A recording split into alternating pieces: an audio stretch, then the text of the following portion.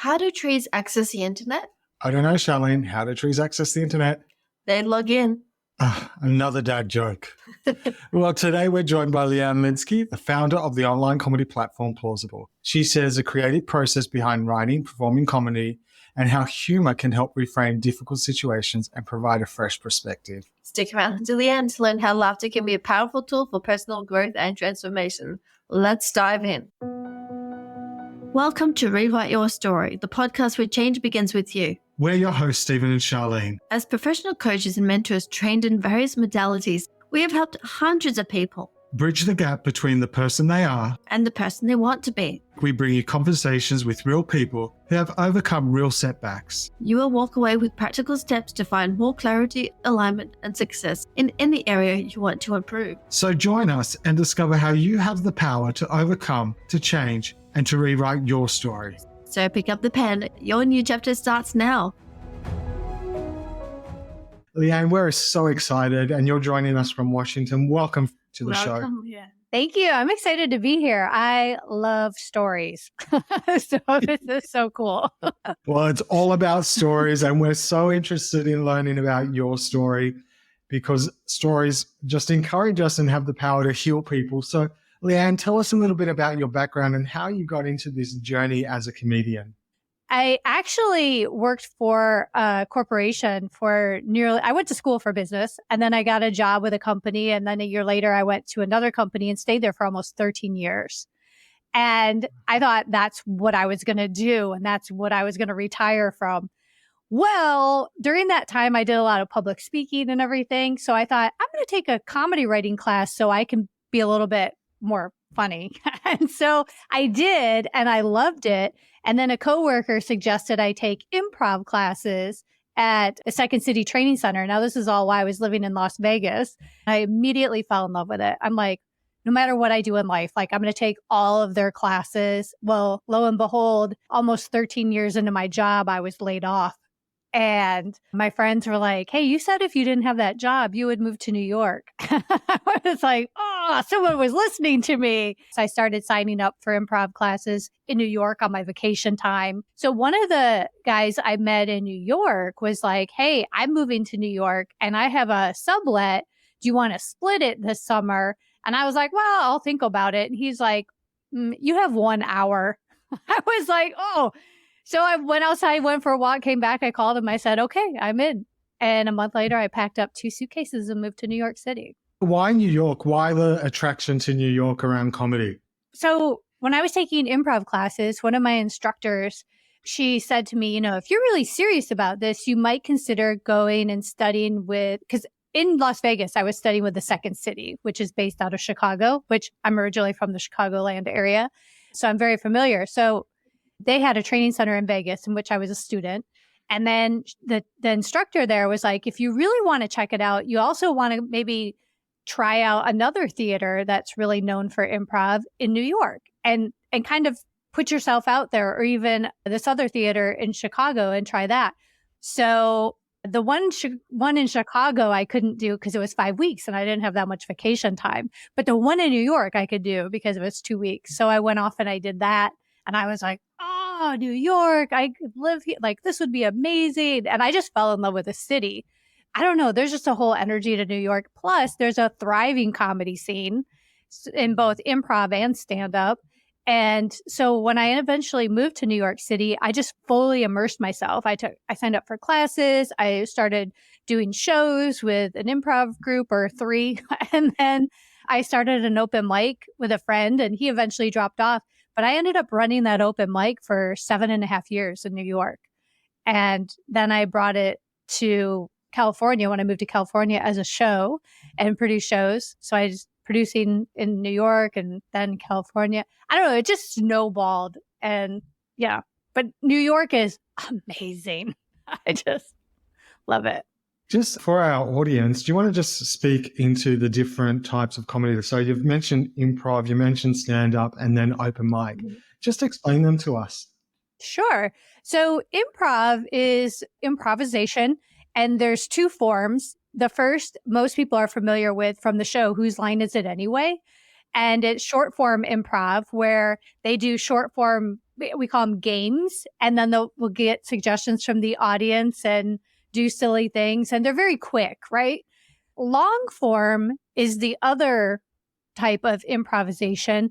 And long form is basically where you have an ensemble of 6 or 8 people, typically, and someone will step forward and get a suggestion from the audience. And then they do a whole half-hour show based on that one suggestion. And that's long form because it's not game, but it's a series of scenes and scene works that kind of like have patterns to them, and there's a structure to it that the audience doesn't necessarily see, but we know to play to. And then it kind of wraps up and the audience is like, oh, how did they do that with no script at the end?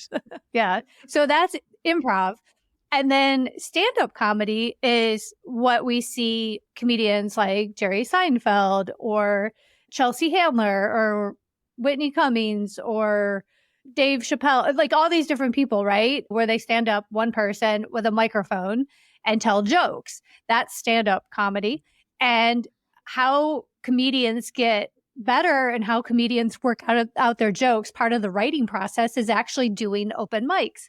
And so open mics are not booked shows. Open mics can be held in coffee shops, bars, clubs, anywhere. And they're typically not a ticketed show. It's kind of where just comedians show up because you never know what you're going to get. People are just working out ideas or jokes that haven't been fully thought out or polished yet, or they're rehearsing and things like that. Oftentimes there's open mics for musicians and a variety and stuff. And it's very entertaining because you never know who's going to come and show up. It's real. I love open mics. Yeah, they're very fun. It just made me think when you were saying that, the open mic, I didn't realize there was so much preparation in being a comedian. Oh, yes. Oh, my goodness. Yeah. People are like, oh, you're funny. The writing process or the joke process? The whole thing. Yeah. The whole writing process. Yeah. So very rarely, for me anyway, I speak from my own experience, and I do see this a lot. Very rarely do I, or most comedians, probably come up with a joke that's like a 10 out of a 10, right out of the gate. Sometimes we think of an idea or a premise, or maybe we think of a punchline, but we don't have the setup, or vice versa. Or we think of things and they're how when you write a story, right? When we write a story, typically our first version, we have a lot of information in it that doesn't need to be shared because it doesn't move the story forward. It's just, a lot of random things and rabbit holes. So once with comedy, it's the same thing. Sometimes we have an idea or a situation and we write it all out and there's a lot of words there. But the trick with being a stand-up comedian is we have to be economical with our words and get to the point very quickly. Because if we don't, someone's getting up and going to the bathroom. They're going to get another drink at the bar. We've lost an audience. I mean, they expect laughs and often. So writing a joke is more like writing out a story than mining every sentence for where the funny is so that we can kind of tell maybe a theme or a thread throughout our stand-up set, around a particular topic. But every 2 lines, we should be getting a laugh.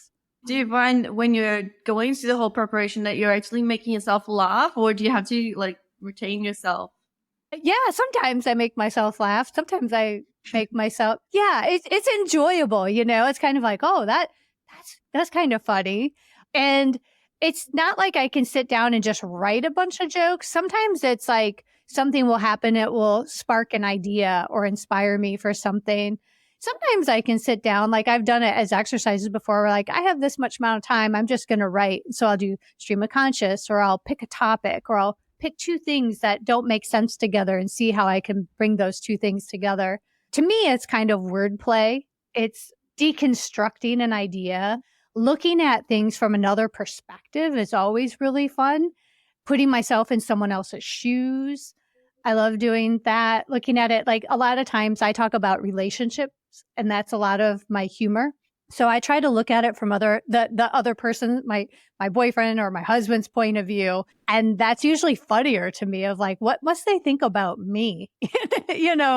So that's kind of how I actually rewrite my story all the time. And one of the things that I just realized I completely skipped is why I got into comedy is during that time, that people had suggested that I take a class and that I was doing a lot of public speaking. I had also just experienced my second divorce. And if there is one way to kind of like reframe for me, I was looking for a way to like, this is a great way to reframe my perspective on life, because all the improv exercises and things like that also play into how I write stand up.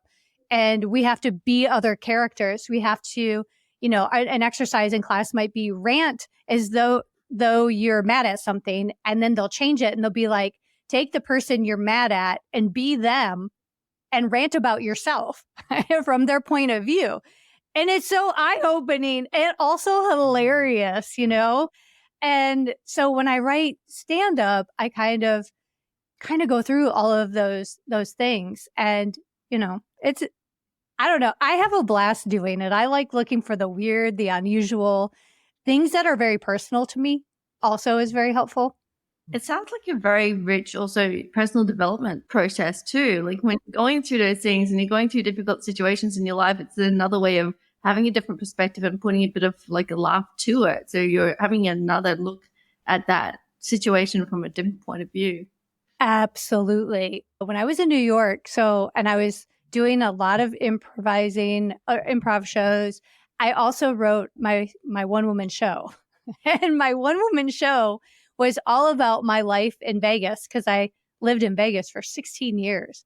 And during that time, I had been married and divorced twice. And I decided, and that bothered me. I mean, I don't know anybody who went through a divorce and it really didn't bother them. It bothered me a lot. And I remember there was a point where I was going through that the second time, and I was laying on my bedroom floor, and I just remember like, I'm going to start saying yes to things and doing things different, because obviously what I'm currently doing is not working. And how do I go about changing my life and trying new things? And I don't know, just getting away from the same. So that helped a lot. And then, so when I went to New York and I wanted to write a one-woman show, it was like, what do I want to write about? Well, what do I know best? Divorce, heartache, bad relationships, dating. And so I threw all of those things into a show. So like in the show, I played other characters. I played it from maybe my ex-husband's point of view, my parents' point of view, my brother's point of view, even had a conversation with, a higher power of God. And what were they telling me? Like, what are you doing? Like all of those things. But doing that and going through, I spent a year writing that. So it went through many iterations, many different, a lot of things that didn't just get brought to the stage at all. And then when I first put up that show, it was about 25 minutes long. That's what you call a half-hour show. And then a year later, it was then a 55-minute show. So I premiered it in New York. I took it to Delaware and Washington, D.C., and back to New York again. So when I brought it back to New York, it was now 55 minutes. And it was more polished. My director and I, after each show, would examine what got laughs, what didn't, what pieces need to be improved, what pieces needed to go throughout a whole year. And for me, what I really learned about it was that my story is always changing, because as I grow and evolve as a person, my perspective changes, and things that I thought were important or something, then I'd make new discoveries. So when people, after that year, people are like, oh, are you going to continue that and maybe bring it to the West Coast or resurrect it later? I was like, oh, but I can't, because that's not who I am anymore. That's not necessarily my perspective or my point of view, but I feel like it brought so much closure to be able to sit and play in that and re-examine it all the time, but not just from in my head, but how others are responding to it, what other people reading reviews and seeing what they took away from it. Fascinating to me. What a amazing, powerful way to rewrite your story by bringing humor into a place that was hurtful. Like that is so awesome. Yeah, Thanks. Amazing. Yeah. How did you go from a full-time employee to making this your career? Well, that's smoke and mirrors. Although I was doing, like when I left New York, I was doing, I don't know, 15 shows a month or something. The truth is I don't really get paid for comedy. Most comedians don't get paid. We get a free burger and a beer. We get maybe some gas money. Sometimes it's an exchange. If I put you in this show, will you put me in your show? Like, there's all this bartering going on, and sometimes people will throw me, some decent money at something, but unfortunately it's not enough to pay all my bills. So I've always pretty much maintained some sort of job throughout the time. There was a period where I wasn't doing anything else but that for some time, but it wasn't necessarily completely self-sustaining. So there were a couple of years where I wasn't working. Yeah. Yeah, thank you for being so honest, because a lot of people think that this is like a full-time career and that you can make a load of money out of it. No, actually, so in open mics, there's a lot of free open mics, but comedians have to sign up in advance and you only get 5 minutes, maybe more, depending on how popular the mic is and how much time people are willing to stay and watch you. But typically it's like 5-minute spots. And often now people have to pay for those in-person mics. People have to they get charged $5 for 5 minutes or $10 for 10 minutes, things like that. And I from what I understand from friends in New York, that's become more popular and even more pricey. And when we want to be booked in clubs, it's hard to do. You have to take their classes. You have to hang out at the club all the time and get to know everybody and be liked by everybody and also be good. And then maybe they'll let you host an open mic, which is an unpaid position. And they'll let you do that for a year because that gives you clout, and also a hosting experience, which is actually a very important skill set. But you don't get paid for it. And maybe you'll get a guest spot. Don't get paid for that. Maybe a free drink here or there. But typically, if you want guest spots, which are anywhere from 5 or 10 minutes or less, let's say, usually 5 minutes at a club, you're not getting paid. A lot of those guest spots, the comedians have to go outside. And you know how you see people in the street like, hey, do you like comedy? Want to get a comedy ticket? That's super popular in Times Square and like on Hollywood Boulevard and things like that. It's called barking. The comedians have to go out there all afternoon and get people to buy comedy tickets. And then they get a minute of stage time for every ticket sold. And yeah, little did you know, that's how it works. So typically features will get paid. They'll get paid maybe a flat fee for their set. And features are like that longer set before the headliner, a little longer than all the other guest spots. And then the headliner will get paid typically a flat fee unless they're maybe really well known and have TV credits and they can negotiate, or their agent or manager can negotiate some sort of split of the door with a venue. But typically it's a flat fee. And yeah, and that's kind of how it goes. It can take a long time to get passed at a club. Like if there's a chain of clubs, they may pass you amongst their chain, but you have to be fairly well along in your career in order to make that happen. And then that's some traveling. And like I know a comedian who's been doing stuff for over 30 years. He's hilarious. Oh my goodness, he's so good. He got booked for a paid gig, got paid, let's say $200. I'm just making up the number. I remember the story. I don't remember the amounts, but basically then he had to travel several hours outside of LA to do it. So he had to get a hotel and pay for his travel himself. So he was basically like $90 in the hole at the end of the time. He was in the red, but he had a paid show and was thrilled he got a paid show. Yeah. I know in Australia, the arts were severely affected by COVID and a lot of performers were affected by it, and as everything closed down. And I'm assuming that was the same in the US. What was that time for you, and how did that lead you to what you're currently doing? Yeah. So interestingly enough, once I moved from New York to LA, I suddenly found myself wasting a lot of time in traffic, because if you've ever been to LA, something could be super close. Like it could be a mile or two away, yet it will take you hours to get there because the traffic is so terrible. And so I was like, how can I spend hours in traffic to get 5 minutes on stage and not get paid? Like I can't even afford gas. What I wanted to do was start bringing things online. Now this is August 2019 BC, before COVID. And I started doing open mics on Zoom. And when I first moved to Los Angeles area, I wanted to do them. And that was in like 2015-ish that I was like, I should do them on Skype. Remember Skype? And people were like, no, I'm not going on Skype. So in August of 2019, I'm like, I'm going to do it on Zoom. And I started doing it on Zoom and connecting East Coast, West Coast people. And they're like, hey, this is really great. And then some other comedians were like, what? I'm never doing that. And then COVID happened. And suddenly everybody was doing that. But during that time, I was like, you know what? There's something here. I can't replace in person because I believe there's a magic to in-person events that we cannot replicate. But there is a gap between social media and in person. And I wanted to bridge that gap because in comedy, it's super important for us to hear laughs in real time and to see people.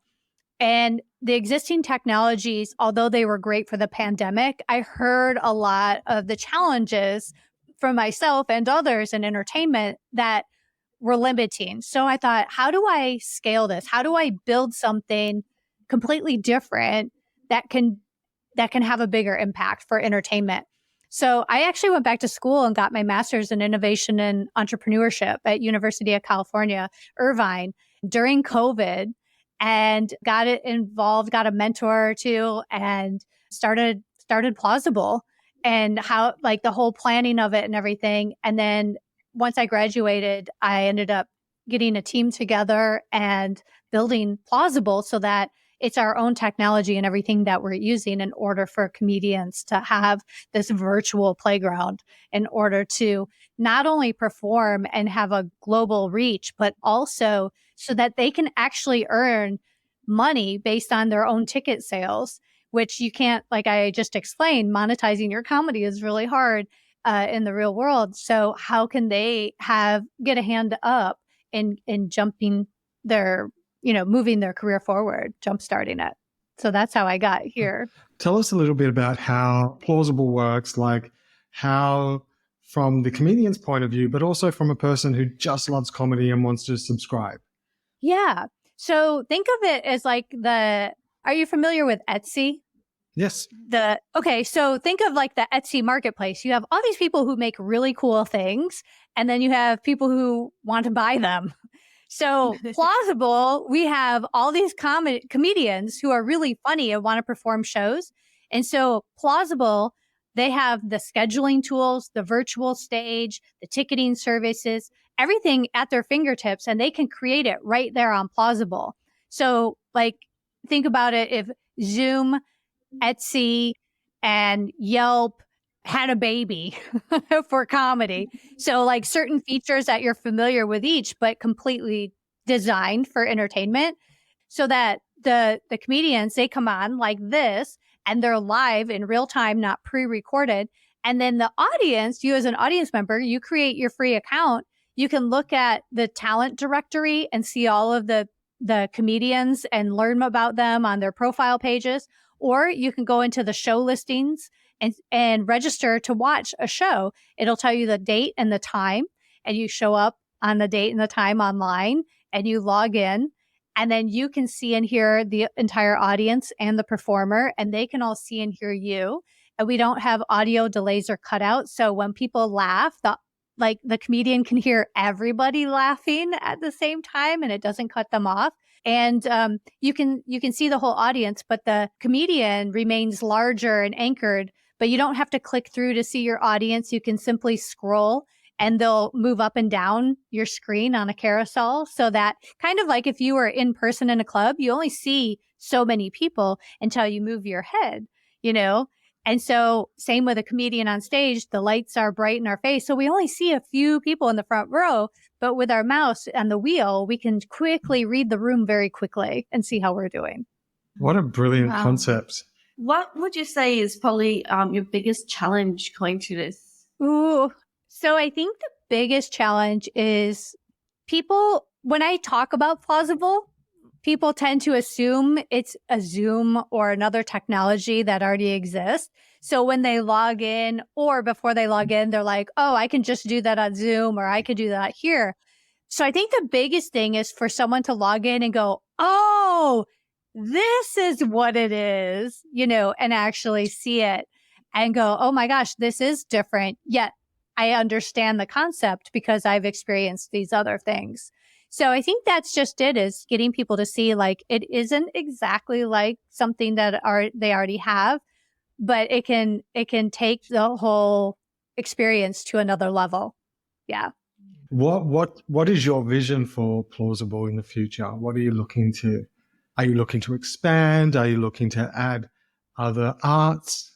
Yes. So what I'm really excited about, and the one funny challenge that I didn't realize I had, comedians think they have to ask permission. Like, can I do this on here? I'm like, of course you can. like there's no, we're so accustomed to be like, can I use your coffee shop for an open mic? Or can I get a spot on your show? But here they can just log in and create their show and go. They don't have to ask me.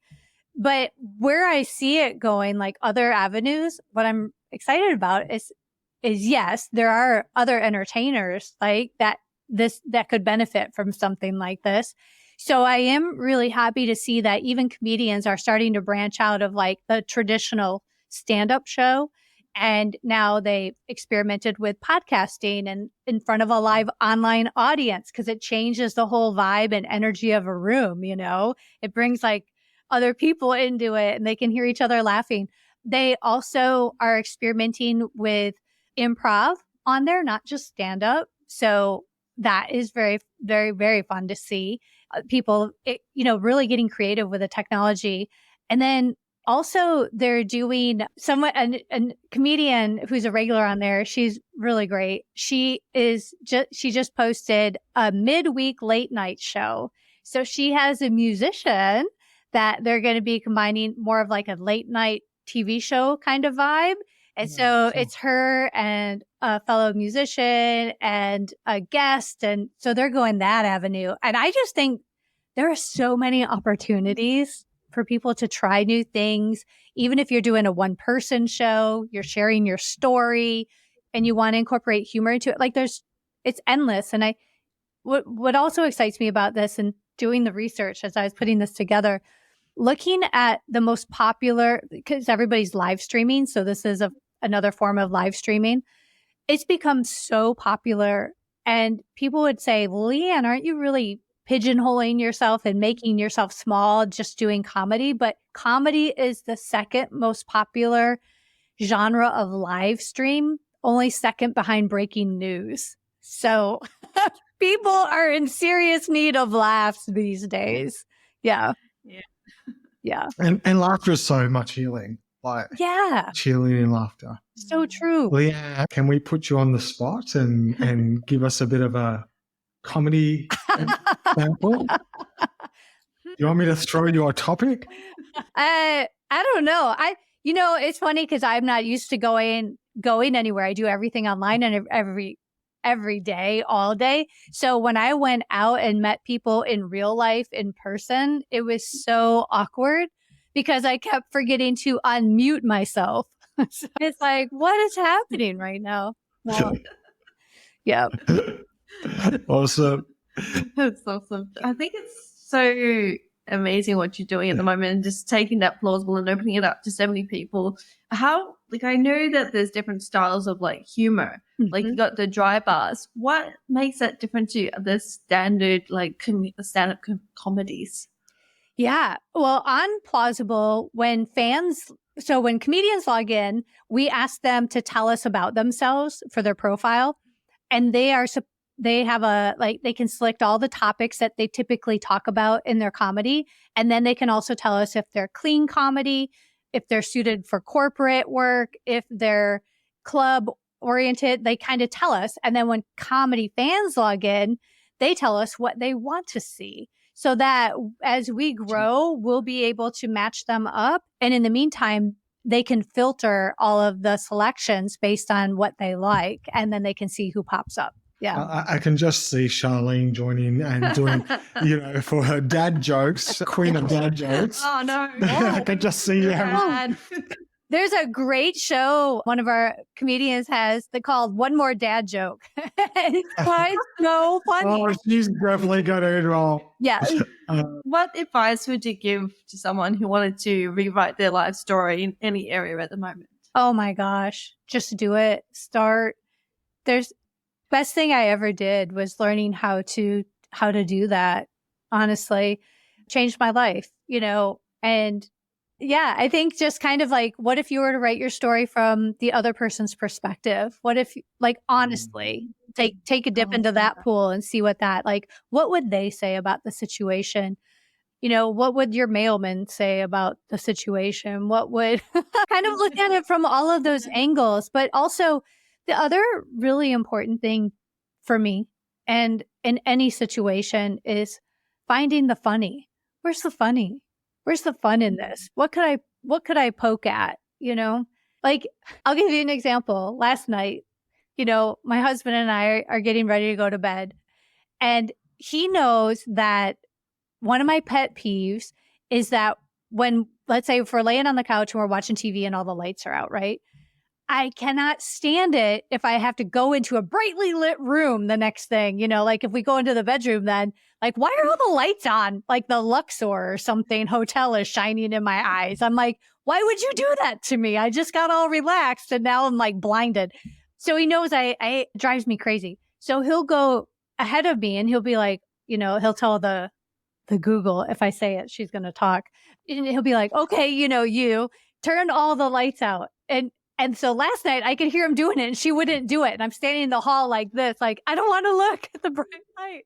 And finally we get it to go out and I walk in and I trip over something in the middle of the floor. I go, what? Now I can't even see anything. And he's like, oh my God, because he just put the lights out because I was complaining that it was too bright.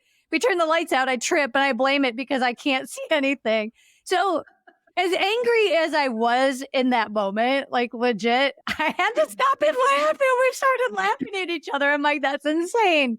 That is so ridiculous. So even those moments on a daily basis, there's something there. There's always something there, Yeah.